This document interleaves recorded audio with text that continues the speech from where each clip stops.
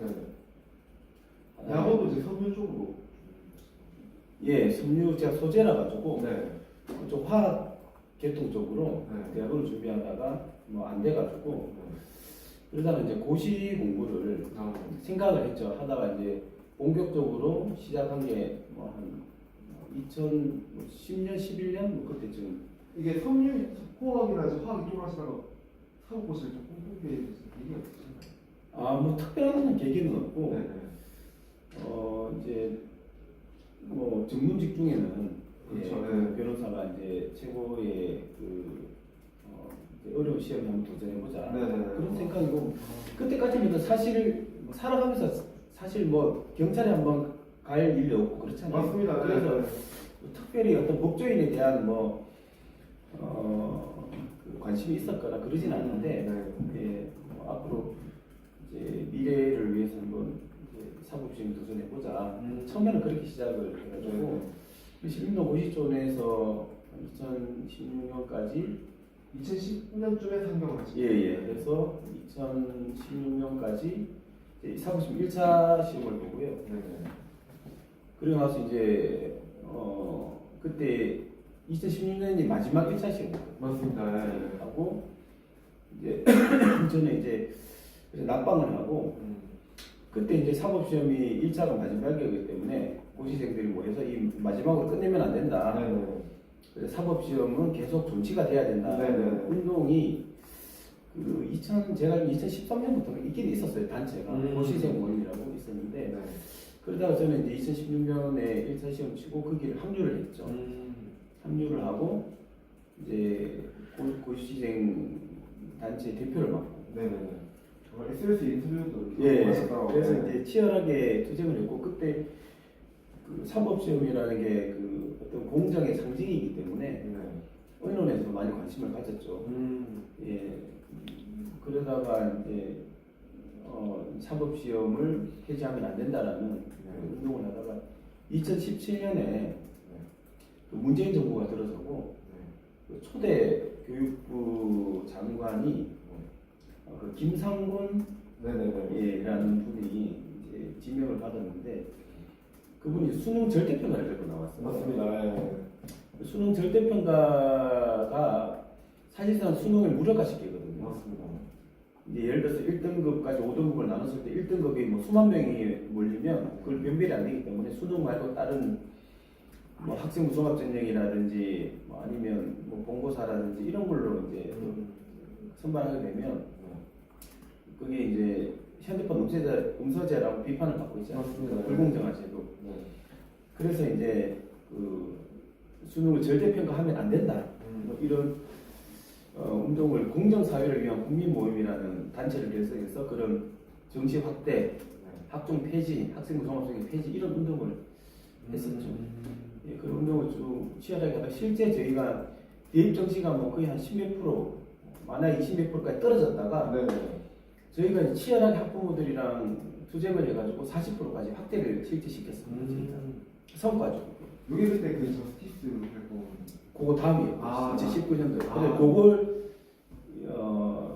당에서 이제 유심히 보고 그때 저는 정당 소속이 아니었거든요. 그래서 학부모 단체를 이끌고 실제로 정시 확대라는 성과를 내는 걸 보고 당에서 어떤 그 저스티스 리그라는 사실상 그 당내 어떤 기구죠. 그걸 같이 하자.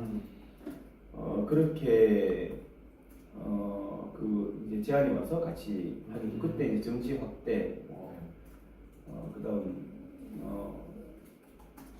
사법시험, 존치 이런 걸 이제 이런 걸 위해서 활동했었거든요. 그렇게 하다가 근데 2019년이었는데 그때 조국 사태가 2019년부터 터졌어요. 맞습니다. 조국 사태 터지면서 제가 법치주의를 위한 국민연대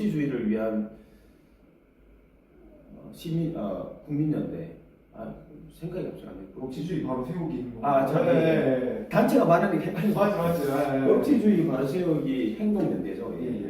법치주의 바로 행동연대를 결성해가지고 그때부터 이제 조국 고발을 시작으로 이제 문재인 정부의 불법, 위선, 편법, 꼼수 뭐 이런 것에 대해서 계속 고발 활동을 했었죠. 그래서 그때 조국도 고발하고 윤미향 맞습니다. 나오는 사람이 윤미향도 고발하고 또 특히나 추미애 추미애가 법무부 장관을 하면서 굉장히 그 반헌법적이고 집권 남용이라고. 위법한 일을 많이 했거든요.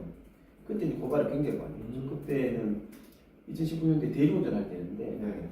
그래서 이제 밤에 대리운전하고 새벽에 고발장 써서 낮에 그 고발장 접수하는 뭐 그런 활동들을 계속 했었었죠. 그렇게 하다가 2022년도에 이게 제가 대리운전을 하면서 근근히 이제 그 생계를 이어가고 있었거든요.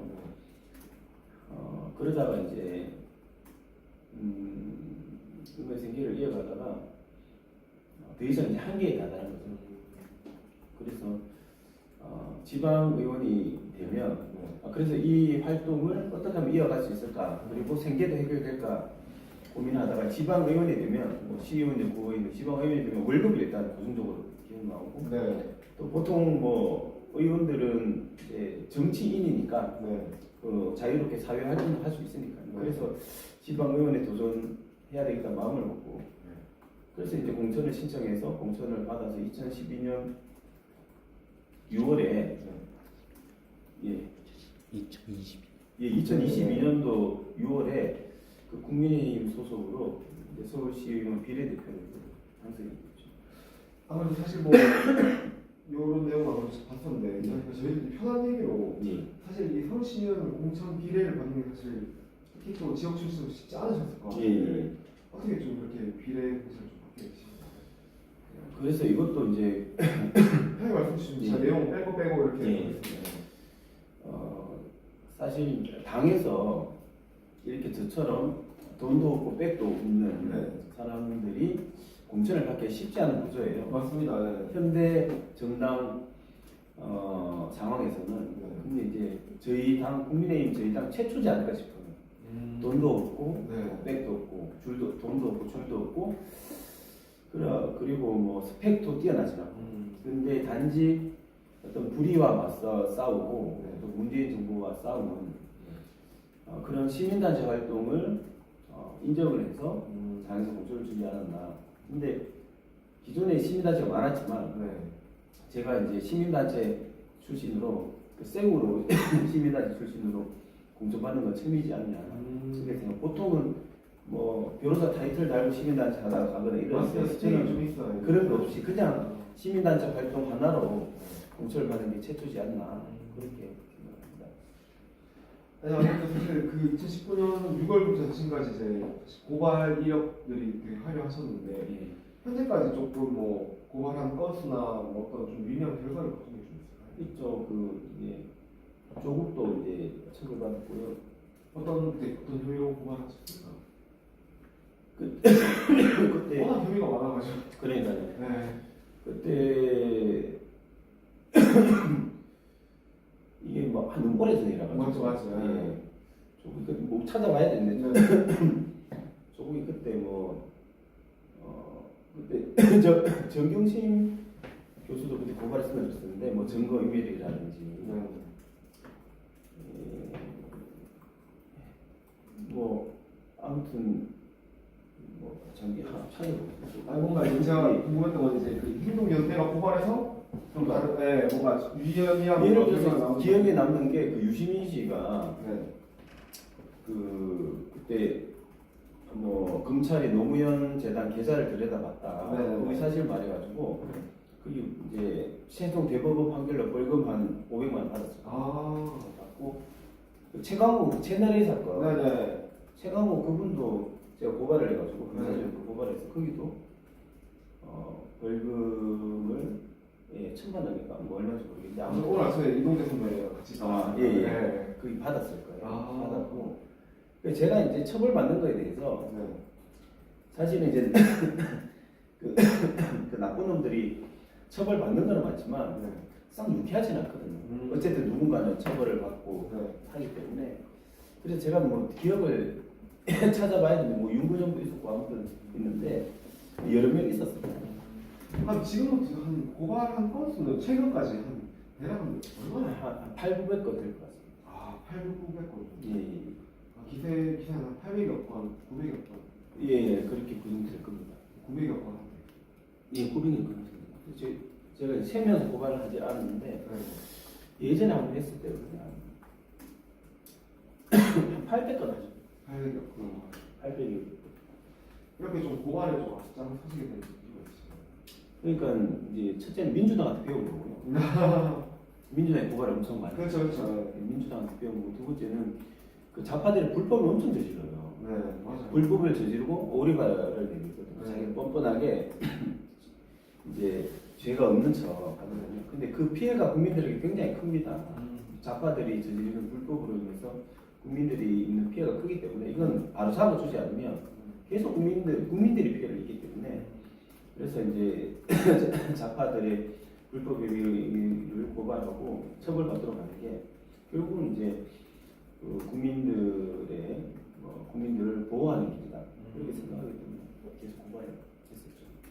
근데 이제 그 처음에 이제 초창기 고발하실 때 너무 이제 진보주의 삼아 고발하지 않냐라고 이제 문재인 정부 당시에 이제 비판이 나오니까 이제 선배님께서 원래 이제 기득권 정부 여당이 고발을 활성화해야 된다라고 하셨는데 근데 사실 또 뭐 윤석열 정부 들어서고 나서도 사실 진보 인사에 대한 고발을 좀 계속했고 추후에 이제 결론적으로 이제 국민이 이제 정치인까지 되셨는데 좀 그런 좀 비판에 대해서 좀 어떻게 생각하세요? 그 이제 황당한 비판이죠. 네. 왜냐하면 당연히 시민단체 활동할 때 집권 세력은 문재인 정부와 민주당이었거든요. 그렇죠, 그렇죠. 시민사회는 그 어떤 권력자 비판 감시하는 역할을 하는 거지 않습니까? 네. 그래서 저는 이제 그때 그 역할을 했다고 생각하고 그리고 나서 제가 이제 국민의힘에 입당했지 않습니까? 국회 입당은 왜 그런 거죠? 그때 공천시장할 때 같이 했죠. 2022년 4월인가 했었거든요. 아, 네네.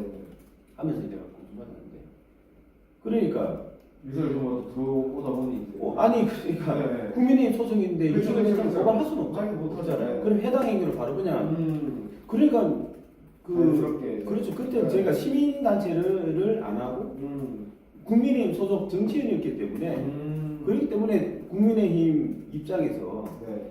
또 이제 민주당 공격이라고 민주당 싸울 수밖에 없었던 아, 거죠. 그렇죠, 그렇죠. 네. 그러니까 이게 왜 그러면 국민의힘 가서 왜 국민의힘을 고발하지 않냐? 이게 황당한 논리잖아요. 맞습니다. 네. 그래서 저는 시민단체 떠나기 때문에 다른 데서 그렇게 역할을 해야 되는 거지. 저보고 그 뭐 민주당 인사만 고발하고 왜 국민의힘을 하지 않냐? 그거는 뭐 잘 모르고 하는 거죠. 아무래도 제가 다른 유튜브 보니까 어떤 좀 법에 대한 가치를 지키기 위해서 이렇게 고발을 본격적으로 시작하시게 됐다고 하셨는데 네. 또 이제 법글도 굉장히 공부를 많이 하셨던 분이시니까 네. 좀 최근에 어떤 법치주의 내용은 어떻게 굉장히 위기를 맞고 있죠. 네. 이게 이제 법치주의라는 게 네. 크게 두 가지라고 보거든요. 일단은 이제 권력자의 그런 권력 남용을 견제하고 제한하는 역할을 하죠. 네. 왜냐하면 법에 벗어나면 네. 이제 처벌하도록 헌법과 법률이 있어가지고 그 헌법과 법률의 존재 이유가 권력자의 권력 남용, 네. 불법적인 권한 행사를 제어하는 역할을 하고 부당행위로부터 검찰이 감시 그다음에 견제하는 역할을 하거든요. 네, 맞습니다. 예를 들어서 경찰에서 송치한 사건을 검토해보고 보안 수사를 해라. 또 어떤 인권 침해 요소가 있으면 여기에 대해서 뭐 제재를 하고 그런 이제 역할을 그래도 검찰이 했었는데 검찰 해체되면 이 경찰이 대법원인 거예요. 맞습니다. 네. 범죄자 왔을 때 너 무죄야 이러면 끝이에요. 감시 견제할 수 있는 장치가 없거든요. 네. 굉장히 위험하거든요. 네. 거기에 부정부패가 들끓을 수가 있어요. 네. 그래서 그러면 결국은 누가 피해를 받냐? 국민이 피해받죠.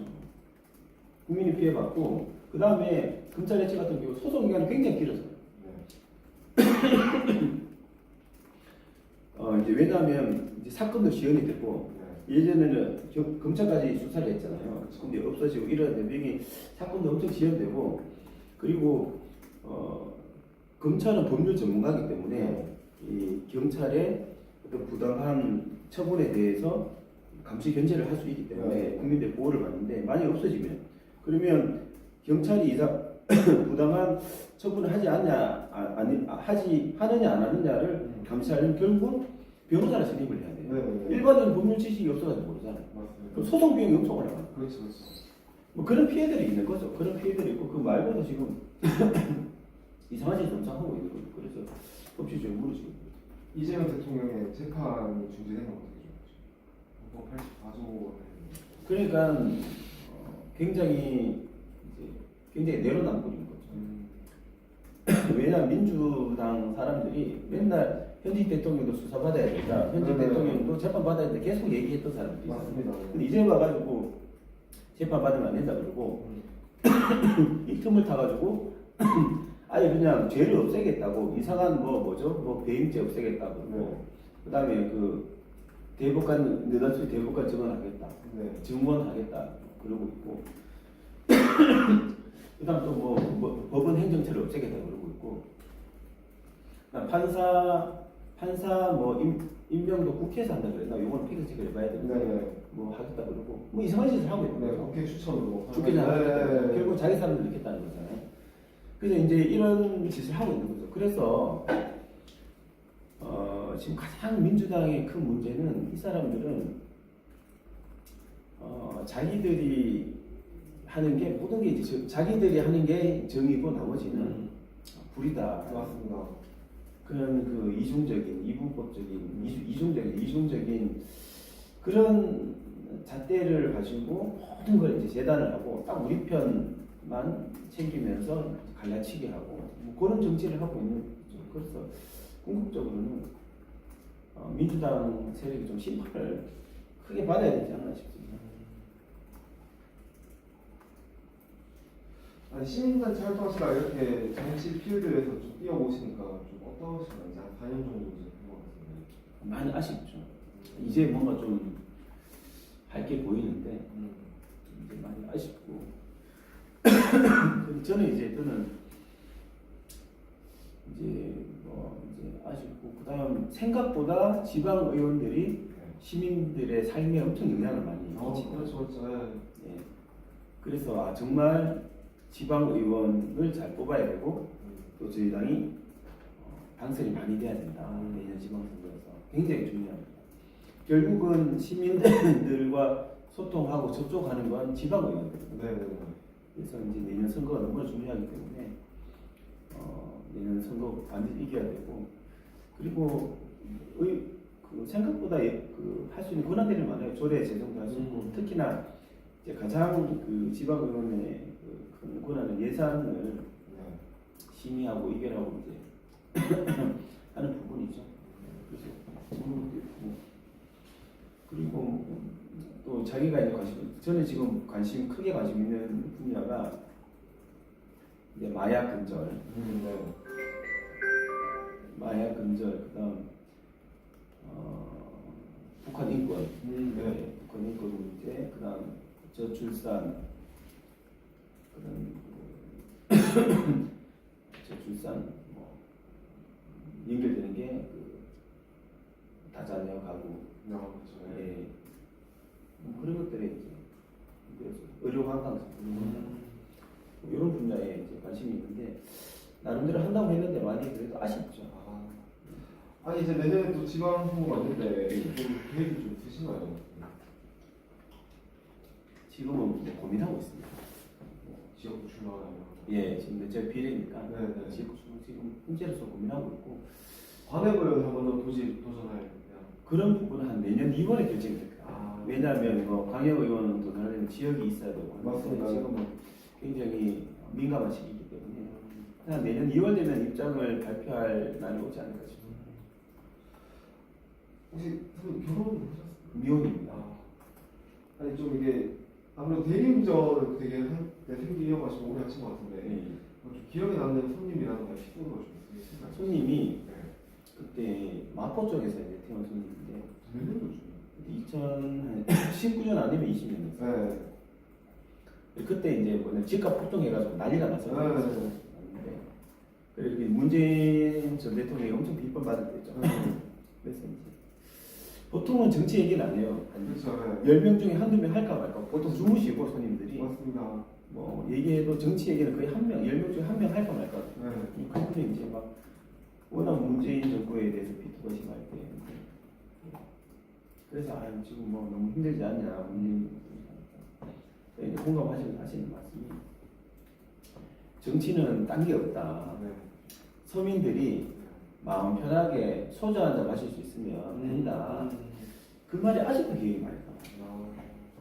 그래서 서민이라는 부분, 또 마음이 편하다는 부분, 소주 한 잔 한다는 부분, 이게 굉장히 많은 걸 저는 함축하고 있다고 생각합니다. 그게 그 말씀이 그러니까 뭐 있는 사람보다 잘 먹고 잘 사는 사람들은 자유를 주고 서민 없고 소외되고 약자들을 우리 제도권이 더 보살피고 보호를 해야 되고 그다음 마음 편하게 그러니까 마음 편하다는 게 여러 가지겠죠. 그런 걸 함축하고 있는 그런 말씀이라 가지고 굉장히 기억이 나고 또 한 가지가 그 문재인 정부 때 문재인을 찍은 사람이 찍은 30대였는데 엄청 문재인 대통령을 욕을 하더라고요. 왜 그러냐 그러니까 문재인 정부 초기 때 집을 사지 마라 그래가지고 네. 그 신혼부부인데 고민을 했대요. 네. 살까 말까. 고민을 하다가 안 샀대요. 네. 왜냐면 자기가 찍은 문재인 대통령이 집을 사지 말라고 하니까. 네.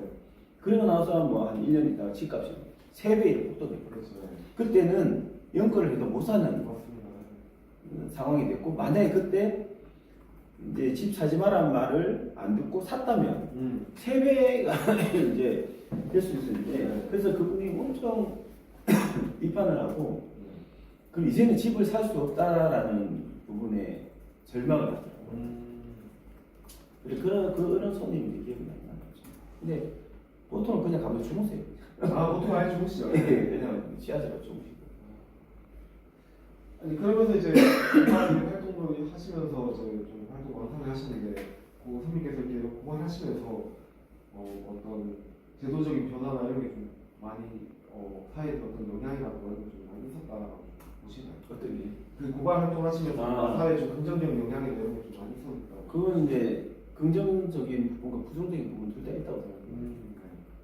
근데 저는 이제 정치는 기본적으로 대화와 타협이다라고 생각을 하거든요. 네. 근데 이제 일단은 그 민주당은 금도를 넘어서 불법적인 일을 서슴없이 하기 때문에 이거는 대화나 타협 외 선을 넘은 부분이기 때문에 이제 고소고발을 계속 하게 되는 부분이 있고 그 이면에는 또 어떤 대화와 타협보다는 이제 고소고발이 앞서는 부분에 대해서는 안타깝게 생각하지 말죠. 그래서 서로 법을 지키고 헌법을 지키고 서로 이렇게 존중 서로 이제 다름을 인정하고 존중하는 또 소통하는 그런 정치 문화가 된다면 굳이 이제 고발하고 이런 필요까지 없을 텐데 현재로서는 아직은 더 그 민주당의 불법적인 행위에 대해서 단호하게 맞서야 되지 않나 싶습니다. 최근에 좀 다음 이제 고발을 누군가 해야겠다라고 좀 생각하시는 사람이 있으신가요? 다음에 이제 이재명 대통령이죠. 왜냐하면 그 정원호 구청장을 이렇게 잘한다고 띄워줬더라고요. 네. 저는 그 선거용이라고 봐요. 네네. 그렇죠. 그러면 그 정원호 구청장 얼마나 유리하겠어요. 경선에서도 맞습니다.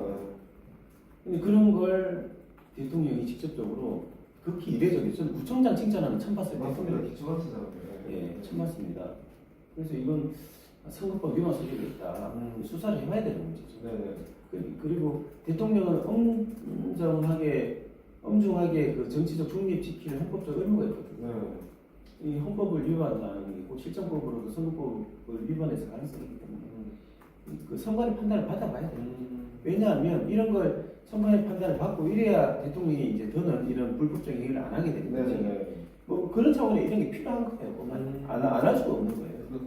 근데 이게 고발을 한다고 사실 이게 경찰에 그냥 좀 묵혀있고 제대로 수사가 안 되는 경우가 많죠. 그건 많죠. 그런 이제 정치 수사인데 네. 많이 하죠. 아무래도 이 위에 이제 권력자를 눈치를 볼 수밖에 없기 때문에 그래서 저희는 계속 수사하라고 이제 계속 해야 되는 거고 그런 부분.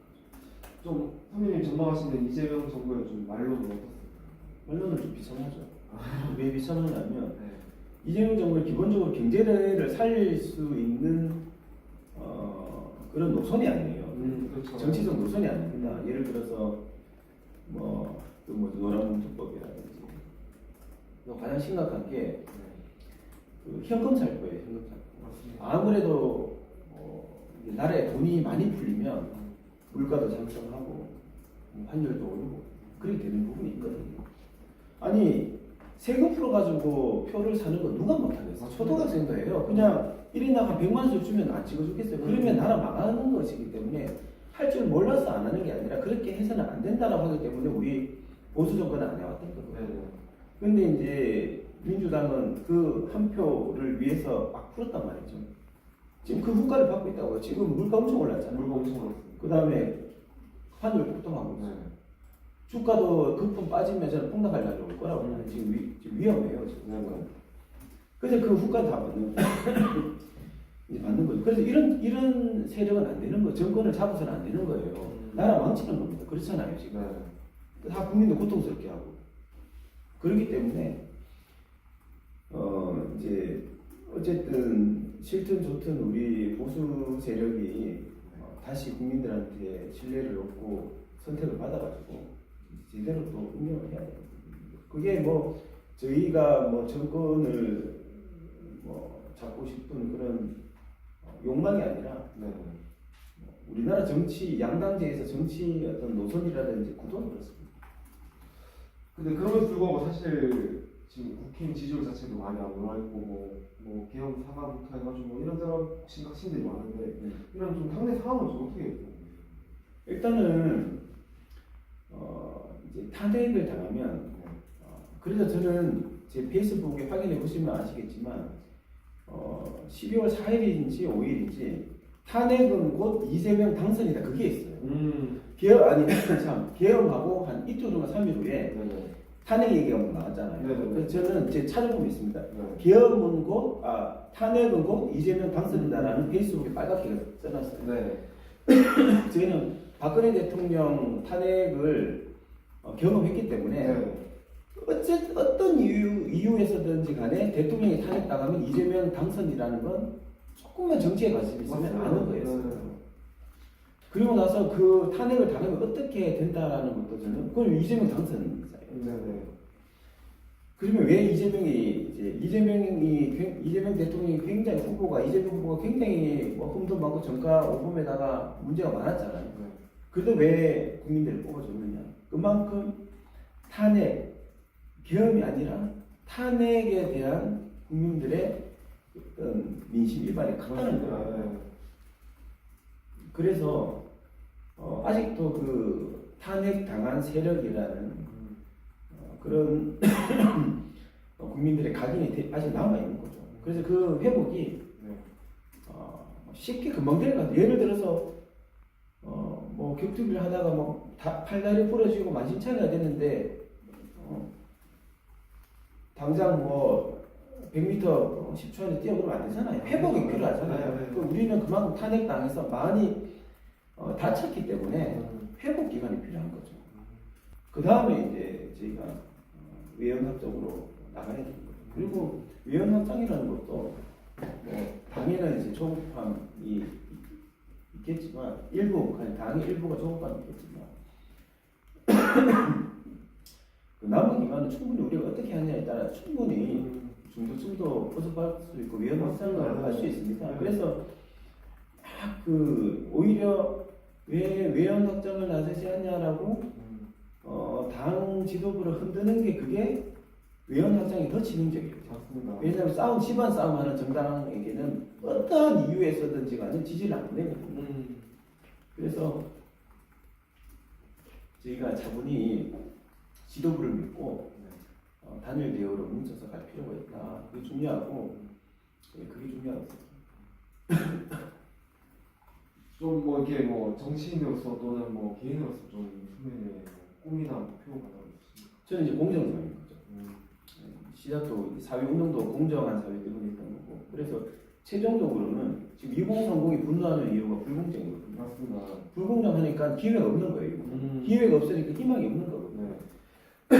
그래서 제가 이제 꿈꾸는 사회는 누구든 부모를 잘 만나든 못 만나든 돈이 있든 없든 뭐 가정 환경이 어떻든 본인이 노력하면 뭐든지 될 수 있는 사회. 뭐 자기 원하는 대학도 갈 수 있고 원하는 회사에 취업도 할 수 있고 또 원하는 뭐 공직자도 될 수 있고 그런 공정한 사회. 출발선이 같은 그런 공정한 사회를 최종적으로 정치하는 목적이죠. 목표죠.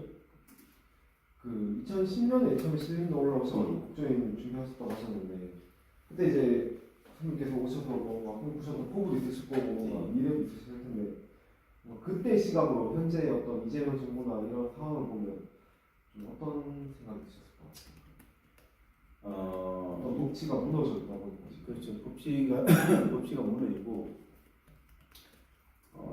또 이제 민주주의도 이제 무너지고 있고 무엇보다 이제 그 경제가 무너지고 있고 경제가 무너지고 있고 모든 게 무너지고 있죠. 보십시오. 뭐 내란 재판보다 검찰 해체다 이건 이제 상상도 할 수 없는 일이 맞습니다. 네. 그리고 민주주의도 이제 뭐 보면 이제 조일의 대법원장 국회 불러가지고 호통치고 뭐 판사 독박하고 또 너희 뭐 검사를 뭐 징계하겠다 그러고 그러니까 자기들이 이 법과 원칙, 민주주의 법치주의 이런 기본적인 헌법적 가치를 무시하고 말 그대로 자기들 멋대로 하고 있는 거죠. 근데 이게 저는 오래 못 갈 거라고. 국민들이 지금 다 보고 있고. 맞습니다. 결국은 심판할 거라고 보고, 내년 지방선거도 저희가 잘하면 좀 가능성이 있지 않을까. 그런 생각. 아니 대구에서 혹시 원래 고향이 어느 쪽 동네셨습니까? 저는 태어난 데 선수고. 네네. 다시 참여 많이. 네, 알죠. 대구에 거기 이제 그 내당동 쪽에. 그리고 그쪽에 좀 이렇게. 고등학교 어디 거예요? 청구고등학교 나오고. 청구고등학교. 사대구중 나오고. 네. 아니 이렇게 좀 지역을 기반을 하고 서울에서 정치 생활을 하다 보면 그런 기반이 없어서 되게 좀 어려움이 있으셨을 것 같은데. 그래서 당이 고마운 게 그 돈도 줄도 백도 없는 혼혈 단신으로 시민단체를 했던 저를 이제 공천을 주셔가지고 시의원을 이제 시켜주신 것에 대해서 감사하게 생각합니다. 예. 뭐 가끔씩 뭐 고향에 대한 그리움이나 이런 것도 있으십니까? 저는 항상 대구가 그립죠. 항상 대구가 그립고 그리고 대구가 발전을 이제 못하고 있는 부분에 대해서 굉장히 안타깝다고 생각합니다. 왜냐하면 저도 대구 사람이기 때문에 대구 사람들이 어떤 생각 늘 나라 걱정하는 분들이거든요. 나라 잘 됐으면 좋겠다는 생각하는 분들이고 그래서 어쨌든 이게 보수 정권에 추구하는 큰 축이 시장 경제와 자유민주주의잖아요. 맞습니다. 시장 경제 자유민주주의가 어떻게 보면 국민의 삶을 가장 잘 살게 해줄 수가 있는 체제와 사상이거든요. 그래서 뭐 어쨌든 자유민주주의와 시장 경제를 중심으로 하는 당이 또 국민의힘이니까 대구 사람들은 미워하고는 어쩔 수가 없는 거죠. 맞습니다. 그래서 이제 저도 같은 마음이에요. 그래서 이제 대구 사람들이 왜 한쪽 당을 찍냐고 이제 비판도 받지만 그래도 어쩌겠노 하면서 그 어떤 애국심과 충성심을 저는 잘 알고 있고 한 가지가 발전을 못한 것에 대해서 안타깝게 생각하죠. 대구가 진짜 없어요. 되게 없고 거기 가보면 뭐 휴대폰 가게 갖고 있습니다. 이만을 빼시고 미안하네. 아무튼 먹고 살 거리가 없어. 맞아. 너무 안타깝고